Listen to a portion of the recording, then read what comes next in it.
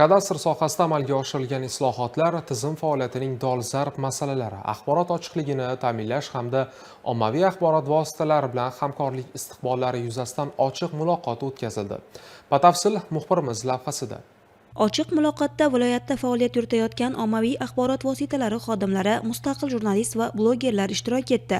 Tadbirda so'z olganlar bugungi kunda ommaviy axborot vositalarining jamiyat hayotida tutgan o'rni, chiqarilayotgan qaror va farmonlarning aholiga yetkazishdagi tajribasi alohida e'tirof etildi. Shuningdek, bugungi kunda axborot asrida har bir tashkilot muassasa o'zidagi yangiliklarni ommaviy axborot vositalari vakillari orqali keng jamoaga yetkazishi davr talabi hisoblanadi. Davlat kadastrlar palatasi Buxoro viloyat boshqarmasi faoliyatining jamoatchilik bilan aloqalar bo'limi tomonidan olib borilayotgan ishlar sarhisobi ham tinglandi. Bu orqali tizim shaffofligi va ochiqligini ta'minlash ustuvor vazifa sifatida e'tirof etildi. Asosiy maqsadimiz bu o'sha xalq bilan davlat idorasini o'rtasida ko'prik vazifasini bajaruvchi ommaviy axborot vositalari, jurnalist, blogerlar bilan yaqin hamkorlikni yo'lga qo'yish. Sababi bugun raqamlashtirish jarayonidamiz va nima deydi, har bir soha bo'yicha, har bir yo'nalish bo'yicha qonun hujjatlari qabul qilinyapti, imtiyozlar berilyapti, yangiliklar bo'lyapti va bularni aholiga to'g'ri yetkazib berish bizning asosiy maqsadimiz. Sababi bo'layotgan har bitta yangilikdan, imtiyozlardan yurtdoshlarimiz xabardor bo'lishi kerak, to'g'ri foydalanishlari kerak, qonun buzilishlarini oldini olishimiz kerak. Va albatta bu ishlarni amalga oshirishda ommaviy axborot vositalarining ko'magiga muhtojmiz.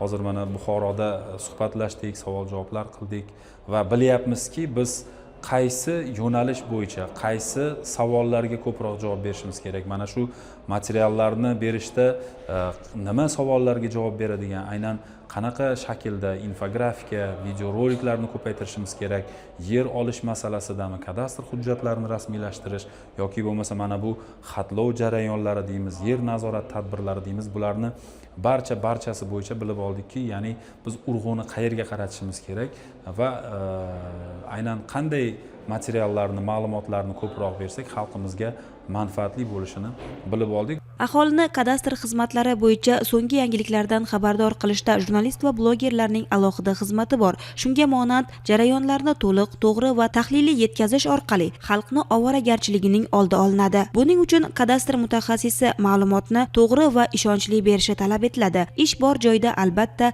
tanqid, kamchilik ham uchrashi aniq. Bu savol-javob shaklidagi ochiq muloqotlarda yanada ko'zga tashlandi. Kadastr tizimi bevosita bir qancha tashkilotlar bilan hamkorlikda faoliyatini olib boradi. Bu esa sohani yanada keng targ'ib qilishni talab etadi. Tadbirkorlik subyektlari uchun kadastr tizimidagi yangiliklar, elektron xizmatlar, bularning barchasi tizimni yanada takomillashib borayotganidan dalolat. Ochiq muloqotda bugun xalqni qiynayotgan ko'plab savollarga mutaxassislar tomonidan tegishli javoblar berildi. O'rganish talab etiladiganlari uchun esa aniq muddatlar belgilandi.